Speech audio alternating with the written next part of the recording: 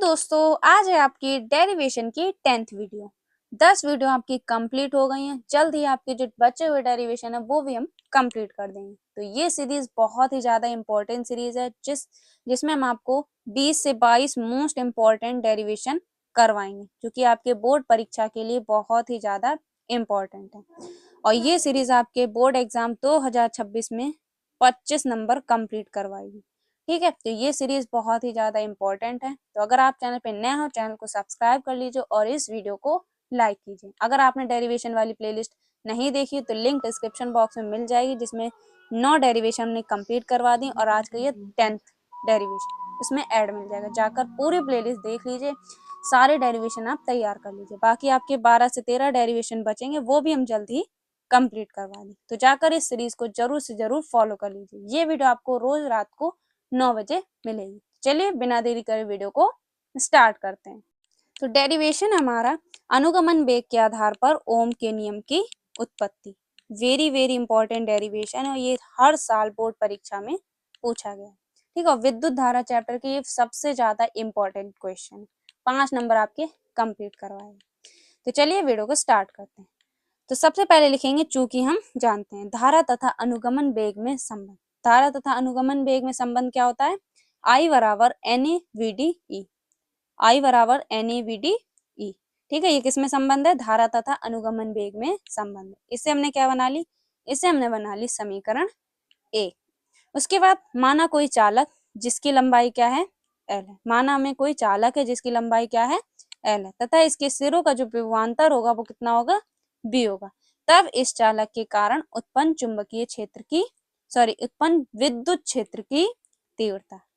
ठीक है, तो हमें क्या निकालनी है? विद्युत क्षेत्र की तीव्रता निकालनी है। ठीक है, तो क्या लिखना होगा आपको?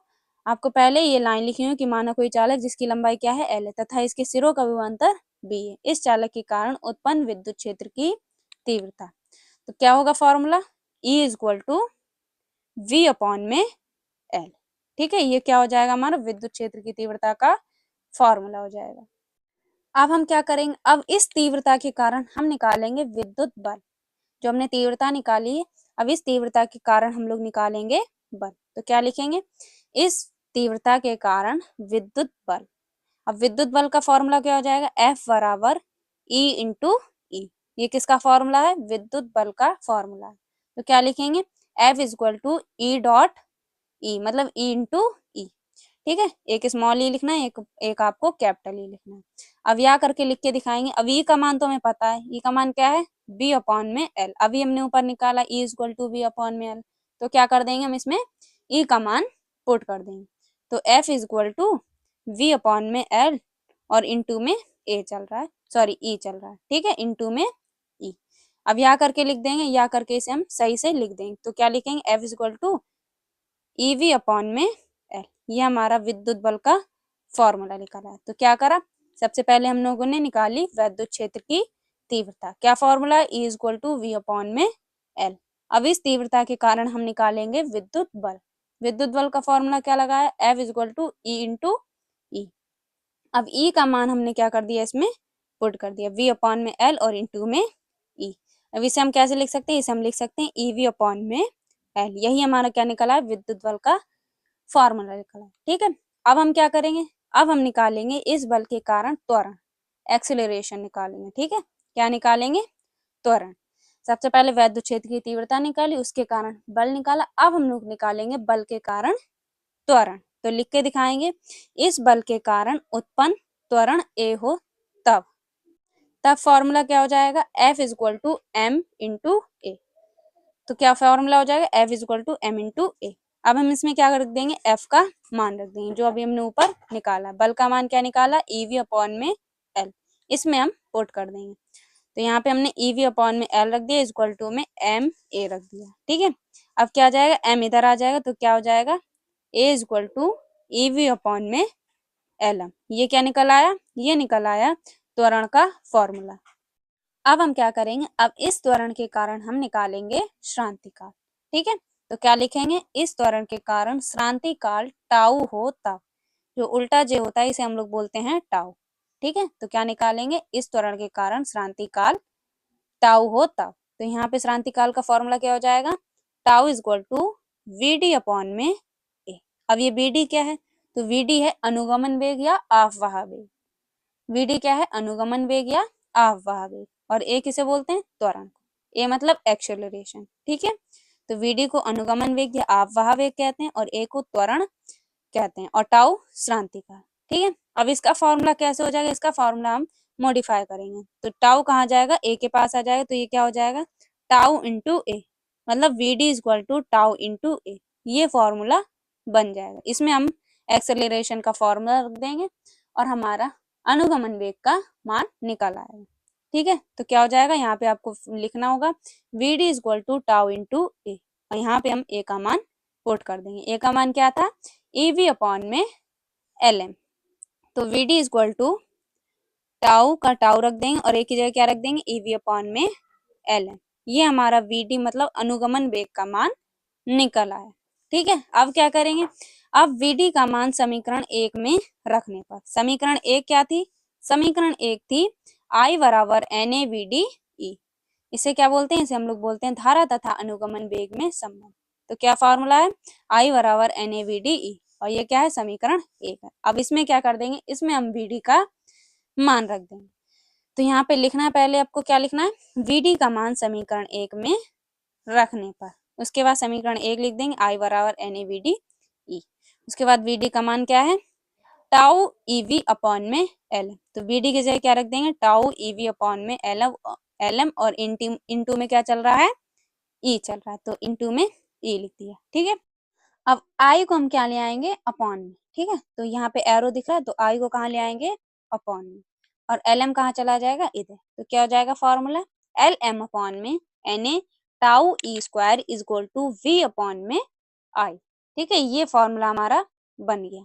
अब आपने v अपॉन में आई, ये किसका फॉर्मूला है, ये है ओम का।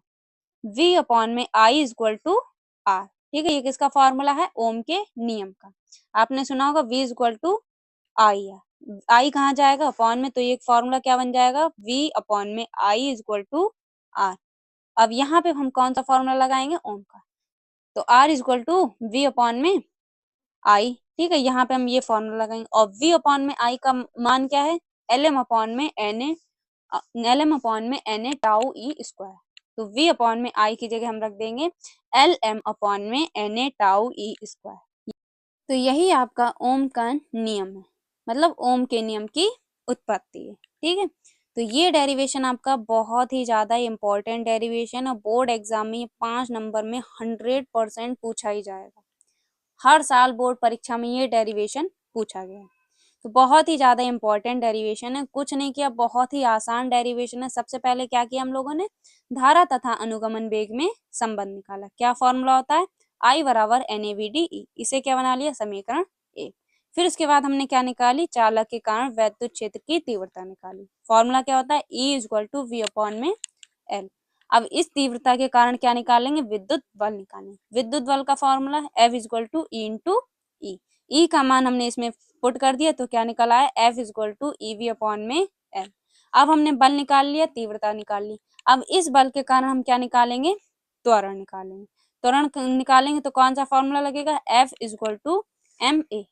अब हमने जो बल निकाला तो उसका मान हमने इसमें पुट कर दिया, तो हमारा क्या निकला है, त्वरण निकला है। त्वरण का फॉर्मूला क्या निकाला, as A is equal to E V upon में एल। ये किसका फॉर्मूला है, त्वरण का। अब इस त्वरण के कारण हम क्या निकालेंगे, श्रांतिकाल निकालेंगे।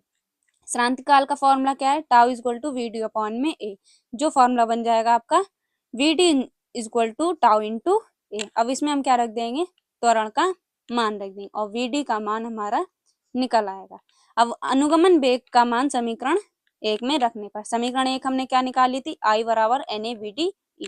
अब हम इसमें क्या करेंगे, वी डी का मान रख देंगे, और हमारा फॉर्मूला क्या हो जाएगा, L M is equal to L M upon में N A tau E square is equal to V upon में आई। अब ये कैसे आए, आई को जब हम अपॉन में ले आए तो यहाँ पे क्या हो गया, वी अपॉन में आई, बाकी बचा हुआ इधर आ गया, एल एम अपॉन में N A tau E square, ठीक है। अब यहाँ पे क्या लगेगा फॉर्मूला, ओम के नियम का फॉर्मूला लगेगा। ओम के नियम का फॉर्मूला क्या होता है, B is equal V upon में I is equal to R. ये किसका फॉर्मूला है, ओम के नियम का फॉर्मूला है, ठीक है। वी अपॉन में आई का मान क्या है, एल एम अपॉन में N A tau E square, ठीक है। ये किसका मान है, वी अपॉन में आई का।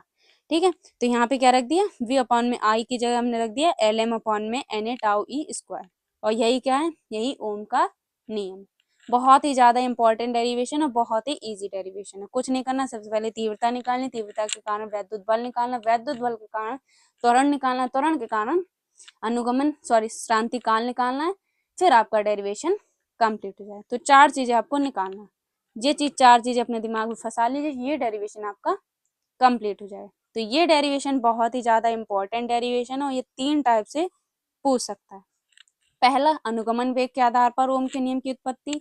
दूसरा, आफवाह वेग के आधार पर ओम के नियम की उत्पत्ति। तीसरा, मुक्त इलेक्ट्रॉन के आधार पर ओम के नियम की उत्पत्ति। तो ये 3 टाइप से आपसे बोर्ड एग्जाम में पूछ लिया जा सकता है। तो तीनों टाइप आपको याद रखनी। अनुगमन वेग को हम लोग आफवाह वेग भी कहते हैं, तो आफवाह वेग के आधार पर भी पूछ सकता है, या तो मुक्त इलेक्ट्रॉन के आधार पर ओम के नियम की उत्पत्ति। ठीक है, तो ये डेरिवेशन बहुत ही ज्यादा इंपॉर्टेंट डेरिवेशन है। बाकी जो 9 डेरिवेशन हमने करवा दी, वो डेरिवेशन अगर आपने नहीं देखे हैं तो जाकर देख लीजिए, बहुत ही ज्यादा इंपॉर्टेंट डेरिवेशन है।